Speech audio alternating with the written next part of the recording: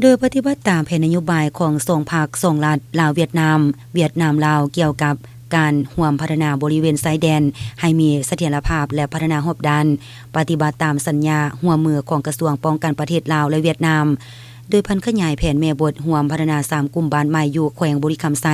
แขวงขมวนและแขวงอัตตปือของสาธารณรัฐประชาธิปไตยประชาชนลาวและอิงใส่ตามสัญญารับเหมาก่อสร้างลงวันที่11ธันวาคม2025ระหว่างกรมการเงินกรมใหญ่ภารกิจการกระทรวงป้องกันประเทศลาวกับบริษัทร่วมมือเศรษฐกิจ385แม่ทัพ15จำกัดผู้เดียว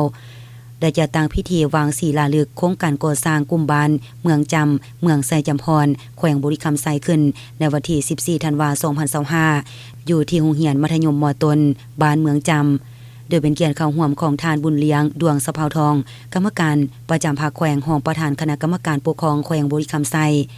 ทานพลจตวาคำแพนวิลือธรรมคณะประจำภาคแขวงหัวหน้ากองบัญชาการทหารแขวงบุรีคำไซทานพันเอกกูดึกเมาผู้อำนวยการหับเมาบริษัทหัวมือเศรษฐกิจ385แม่ทัพ15สาธารณรัฐสังคมนิยมเวียดนาม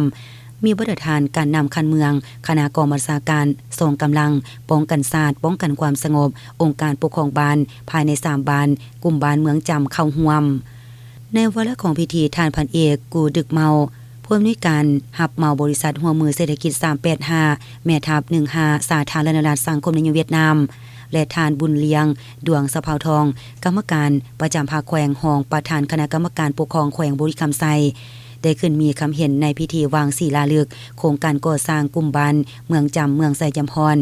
โครงการดังกล่าวแม้นมีความสำคัญหลายต่อการร่วมมือของ2ภาค2รัฐก็คือ2กระทรวงป้องกันประเทศลาวเวียดนามในการพัฒนาพื้นฐานโครงสร้างของเมืองเว้ารวมว่าเฉพาะ3บ้านตามระเบียบชายแดน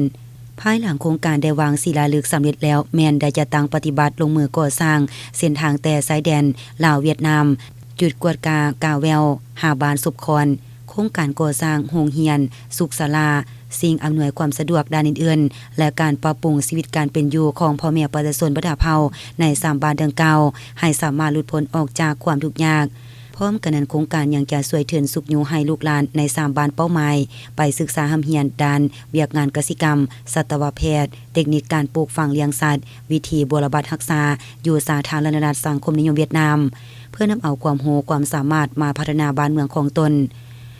มอตอนท้ายของพิธีการนำคันแขวงคันเมืองบริษัทรับเหมาโครงการพร้อมด้วยองค์การปกครองทุกภาคส่วนก็ได้ร่วมพิธีวางศิลาฤกษ์พร้อมทางกล่าวเปิดโครงการก่อสร้างกลุ่มบ้านเมืองจำเมืองไซจำพรแขวงบุรีคำไซอย่างเป็นทางการ